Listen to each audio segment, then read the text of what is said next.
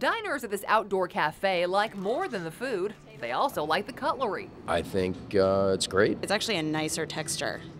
It doesn't taste as plasticky. Even better, the sign says it's compostable. This is what happens after going through a 60 to 90-day composting process. San Francisco Zero Waste Coordinator Jack Macy says these pieces of taterware, the same brand and kind used at the cafe, were fished out of a finished compost pile at this facility in Solano County. They're basically intact. And he says they're not the only green utensils not living up to consumer expectations. It's very frustrating. Consumers are being duped. They're naturally confused. There's so much mislabeling. Macy takes issue with the word biodegradable. If it's labeled degradable or biodegradable, those words are really meaningless. That's because environmentalists say everything is biodegradable, given enough time. Some call that kind of labeling greenwashing. You're making your product look green when it really is not green. The consumer believes that there's an environmental benefit associated with that product. That's why they label it that way.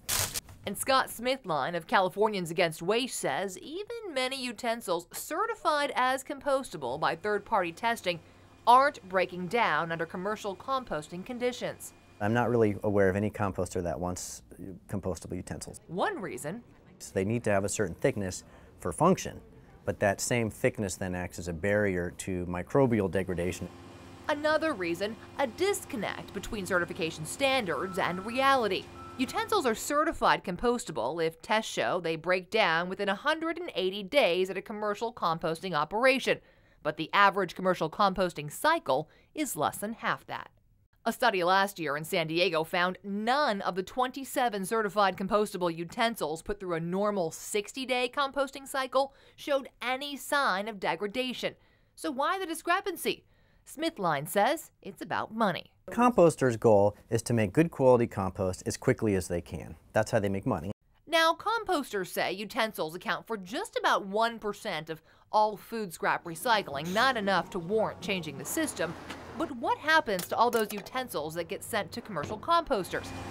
Smithline contends most get screened out at the very beginning of the process and end up going to landfills. Just the fate these diners were hoping to avoid. Now, Taterware says its utensils labeled biodegradable will break down by 30% in a landfill over 3 months. And while we're still trying to figure out where to throw these, environmentalists are calling for new, more realistic industry standards on compostable utensils. On the Consumer Watch, for CBS News, I'm Julie Watts.